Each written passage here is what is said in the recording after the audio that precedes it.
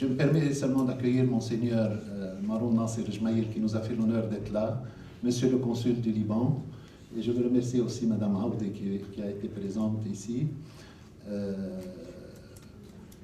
Franchement, vous êtes tous les bienvenus à assister à nos séances qui se passent une fois par mois. Je ne vais pas être très long, simplement je vais accueillir M. Fouad Zmokhol, avec qui j'ai passé aujourd'hui toute l'après-midi. Nous étions à France 24, à Radio Monte Carlo, avec la presse, et franchement, il a dit des choses qui nous intéresseraient à tous aujourd'hui de savoir. Moi, personnellement, je commencerai quand même par citer le docteur Nassim Nicolas Taleb, qui est encore un Libanais, né à Amiens, au Liban, et qui est vraiment une très grande vedette de Wall Street aujourd'hui.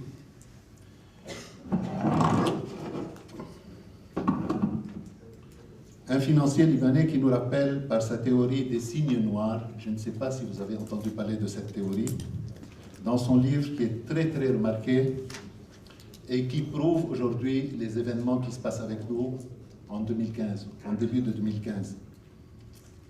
Par définition, le signe noir, moi j'en avais pas entendu parler avant maintenant. Swan Black. The Swan Black, exactement.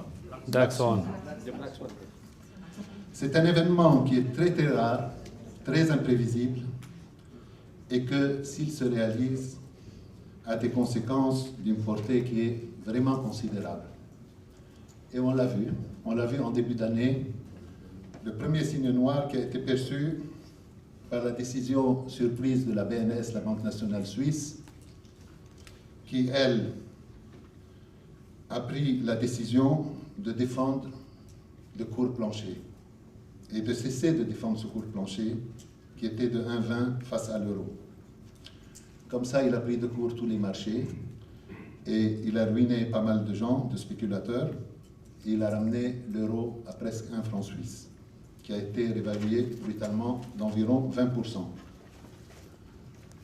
Je citerai aussi l'arrivée d'Alexis Tsipras en Grèce, qui lui prévoit-il la sortie de l'euro? On ne sait pas. Aujourd'hui, il est en visite en France et on attend quand même certaines réponses, au moins pour le Liban, pour le Moyen-Orient, avec la situation chaotique de 2015, qui, elle, sera marquée par un découplage entre la politique monétaire européenne et surtout la politique monétaire américaine.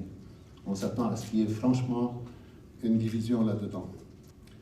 Par vous dire quand même, vous qui venez du Liban, on s'attend à un miracle libanais quand même. Et celui qui n'a pas d'amis libanais, qu'il aille le chercher, peut-être que nous serons capables de sauver la planète. Donc, Allah wa salafik, et vous êtes bienvenus.